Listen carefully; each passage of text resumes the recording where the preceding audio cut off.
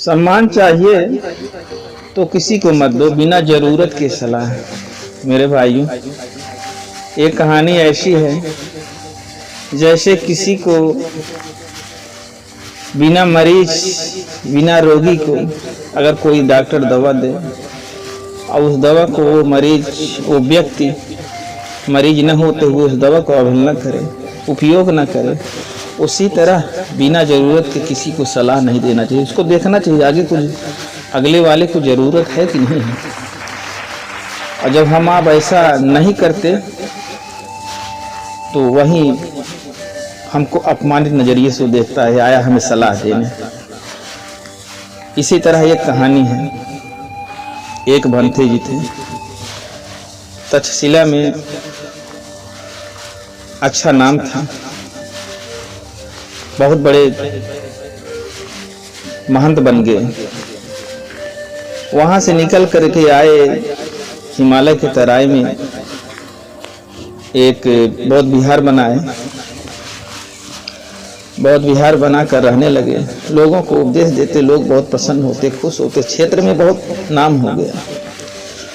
कुछ दिन बीतने के बाद उन्होंने सोचा मैं दूर जा करके मैं अपनी धर्म का प्रचार करूं। उनके नज़र में आया करीब 600 मील दूर एक राजा की नगरी, उस राजा की नगरी में जाऊं। दूसरे दिन चल दिए। कुछ दिन बाद पहुंचने के बाद वहां लोगों से रहने का व्यवस्था किया। खान पीन जो है भिक्षाटन करके आते, खाते पीते और लोगों को धर्म उपदेश देते। धर्म उपदेश जब सुनते लोग तो बहुत खुश होते। ऐसे ऐसे धीमे धीमे चारों तरफ इनकी चर्चाएं होने लगी। ये बात राजा के पास पहुंची। राजा भी बुलाया, राजा भी धर्म देशना सुना। और जब धर्म देशना सुना तो बहुत खुश हुआ। उसने कहा, भंते जी, मैं आपको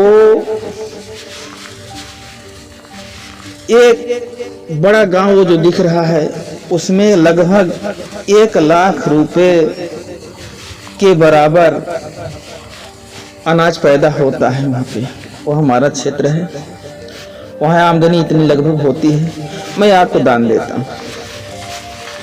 भंते जी ने कहा, देखो मैं वीतरागी हूँ, मुझे धन दौलत ऐसे आराम नहीं चाहिए, मुझे ये सब राजन कुछ नहीं चाहिए। मुझे एक टाइम करने वाला और लोगों को अच्छी सलाह, धर्म का प्रकाश चाहिए, बस लोगों के अंदर धर्म का प्रकाश पहुँचे।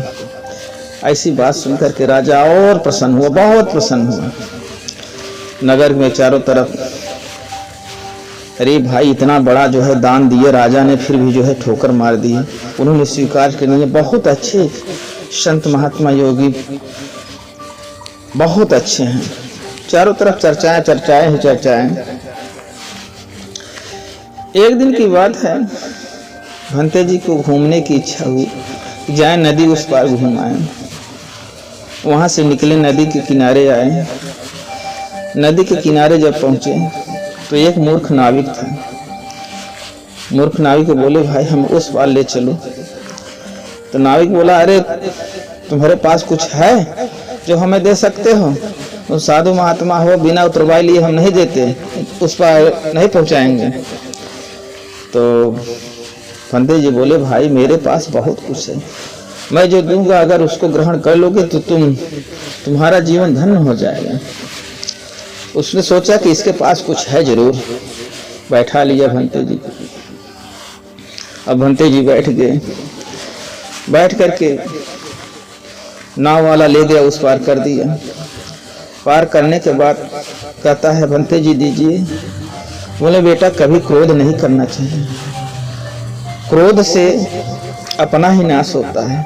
अगर कोई तुम पे क्रोध भी कर रहा है तो उससे मैत्री से पेश आओ। उसे धर्म उपदेशना दे रहे हैं तो कह रहा है, भंते जी हमें उतरवाई दो, संत जी हमें उतरवाई दो। बोले, बेटा हमारे पास धन दौलत नहीं, यही हमारी सबसे बड़ा धन दौलत है। अच्छी ने रब से तुम्हारी धन दौलत लेके हम खा पिए का? हम का खा पिए? ये अपन धर्म देशना अपने लगे रखे रहे। उठा के पटक दिया, पटक के मारने लगा। अब भंते जी फिर भी नहीं बोल रहे हैं, गाली गलौज कुछ नहीं, कोई शांतमय शील स्वभाव के।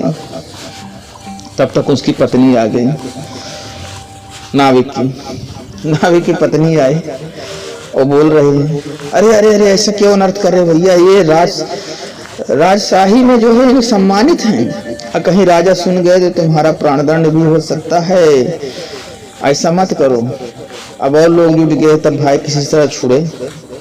छूटने के बाद तब लोग क्या कह रहे हैं, जब सारी मैटर सुन लिए तो लोग जो वहां इकट्ठे हुए तो वो कह रहे हैं कि गुरु जी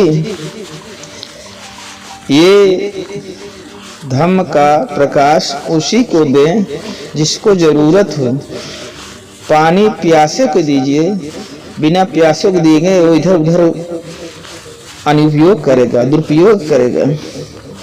आप ऐसे लोगों को न दें जो उपयोग न करें। यही कहानी है। ये कहानी से यही सीख मिलता है मेरे धर्म बंधुओं कि बिना जरूरत के किसी को सलाह मत दो, नहीं तो आप ही अपमानित होंगे। साध साध साध।